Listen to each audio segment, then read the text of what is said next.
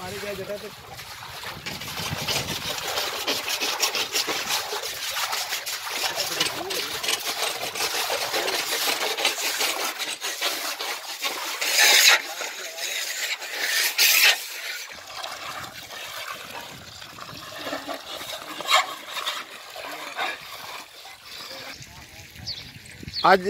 वैसे तो 21 जून है, अंतर्राष्ट्रीय योग दिवस है, लेकिन आज सूर्य ग्रहण का भी दिन है और इस दिवस के दिन हम योग करें, आत्म कल्याण के लिए चिंतन करें और हो सके तो इस तरह से गौ तीर्थों की तरफ हम जरूर पहुँचें।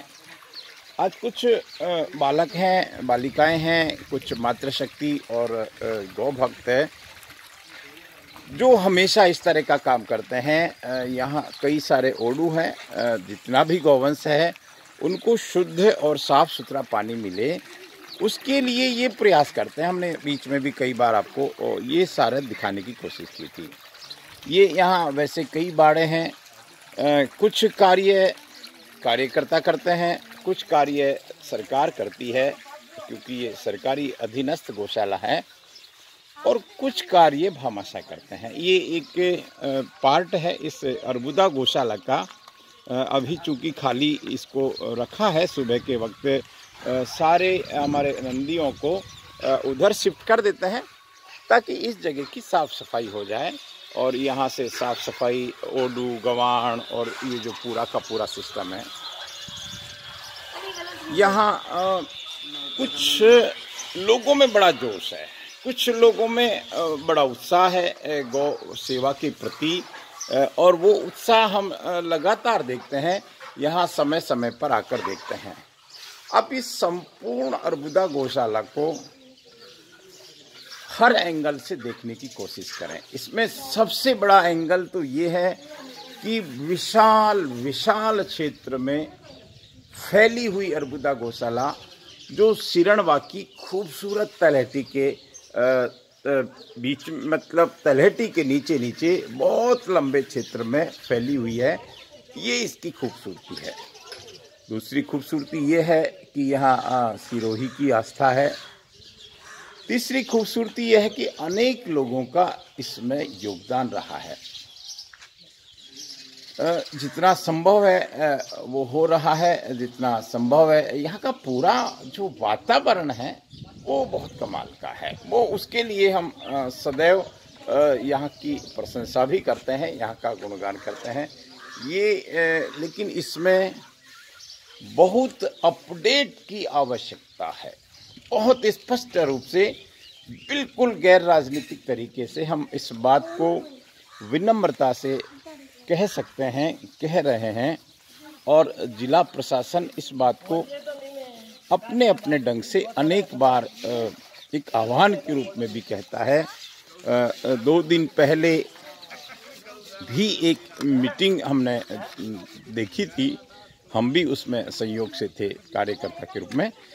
उसमें माननीय जिला प्रशासन का एक ही कहना था, अर्बुदा गौशाला की विशाल भूमि हजारों बीघा, 5000 बीघा जिसको कहते हैं, जो रिकॉर्ड में है, और उसमें बहुत ज़मीन है भी। उसको हम उस पक्ष को अब ज़्यादा चर्चा की आवश्यकता भी नहीं है क्योंकि कुदरत ने इसको काफ़ी सुरक्षित किया है। लेकिन इतना सब कुछ होते हुए भी इसमें सुधार तो चाहिए। ये इस तरह का जिसको कहते हैं कुशल प्रबंधन, कुशल संचालन के लिए सिरोही के उस बैठक में अनेक गणमान्य भी मौजूद थे। उन्होंने ये बात कहा था कि अपने अपने सुझाव दें और इस सुझाव के साथ इसको कैसे खूबसूरत बनाया जाए, कैसे इसकी क्षमताओं को बढ़ाया जाए, कैसे इसको अपडेट किया जाए सिस्टम को, कैसे यहाँ जैसे दूसरी हम परलई गौशाला, पावपुरी, पथमेड़ा की बात करते हैं, उस तरह से यहाँ कैसे, क्योंकि जितना गौवंश यहाँ है, मैं आपको उधर भी बता सकता हूँ, उधर भी ये 3 पार्टों में गौवंश है। कुछ बीमार गौवंश भी, चूँकि शहर का पॉलीथीन खाता हुआ गौवंश यहाँ पहुँचता है, तो उस को यहाँ रखा जाता है। ये यहाँ जिला प्रशासन इसका संपूर्ण देखरेख करता है। बामासा इसमें यथानुसार सहयोग करते हैं, नगर परिषद और तमाम लोग। तो उस बैठक का चूंकि सार था और बिल्कुल एक खुली किताब की तरह बैठक थी, और ऐसी बैठकों की हम अनुमोदन करते हैं, हमेशा अपेक्षा भी रखते हैं कि ऐसी बैठकें होती रहें। उसमें बहुत सारे सुझाव थे। किसी ने कहा कि ये हमारे आदरणीय सभापति जी भी उस बैठक में थे। उन्होंने कहा इस संपूर्ण बबूल को साफ करके अगर इसमें चारा उगा दिया जाए तो चारा इज नॉट प्रॉब्लम। किसी ने कहा कि हम इसको अलग अलग सुझाव थे, लेकिन सिर्फ सुझाव देना पर्याप्त नहीं होता।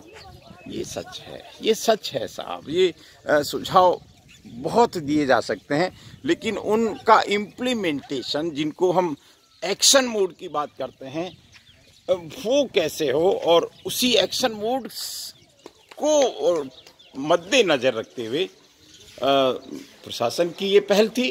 और ऐसी पहल अनेक बार हुई है कि इसको अपडेट कैसे करें, इसको और सुंदर कैसे करें, क्योंकि प्रशासन के पास निसंदेह बहुत सारे काम होते हैं, तो उसमें अपेक्षा रहती है। और जैसे एक सज्जन ने उसमें सुझाव ये भी दिया था कि हिंडोनिया नामक गौशाला जब सरकार के अधीन थी और फिर निजी हाथों में थी, तो कुल मिलाकर निजी और सरकारी कोई मायने नहीं रखता। मायने ये रखता है कि हम उसको बेहतर कैसे बनाएं।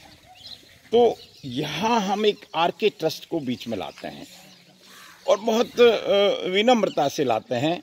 आरके ट्रस्ट कालंदरी बेंगलोर, जिसको हम अध्यक्ष श्री रमेश भाई जैन हैं, जो इसी मारवाड़ के, इसी सिरोही जिले के, इसी कालंदरी के जन्मे जाए हैं।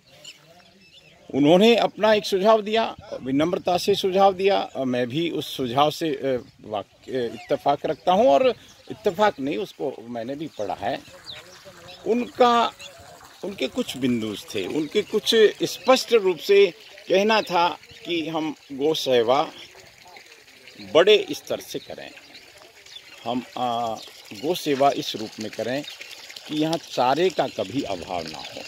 और चारा हमेशा खरीदने की बात ठीक है, आवश्यकता के अनुसार खरीदना भी पड़ता है, लेकिन हम इसका अधिकतम भूभाग इसको तैयार कर सकते हैं, इसमें चारा उगा सकते हैं। इसमें कुछ जैसे हम देखते हैं 4 टीन शेड हैं, 4 टीन शेड में एक सीमा होती है हर टीन शेड की। 100 से ज़्यादा गौवंश हम नहीं ठूस सकते। तो अभी वर्तमान में अगर 700 गौवंश है, अगर इसमें 7000 गौवंश करना है तो निस्संदेह हमको इसमें टीन शेड बनाने पड़ेंगे, निस्संदेह हमको इसमें चारा गोदाम बनाने पड़ेंगे। कहने का मतलब यह है कि इंफ्रास्ट्रक्चर बनाना पड़ेगा। और आदरणीय रमेश जी जैन साहब ने ये मंशा जाहिर की कि वो इस काम को करेंगे, करना चाहते हैं, लेकिन ये काम के ढंग से होगा।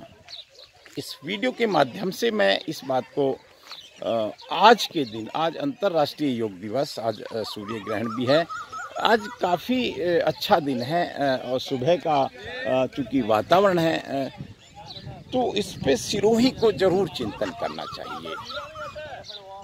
उनकी हर बात पे को स्टडी करनी चाहिए, मनन करना चाहिए, और हो सके तो उस दिशा में आगे बढ़ना चाहिए।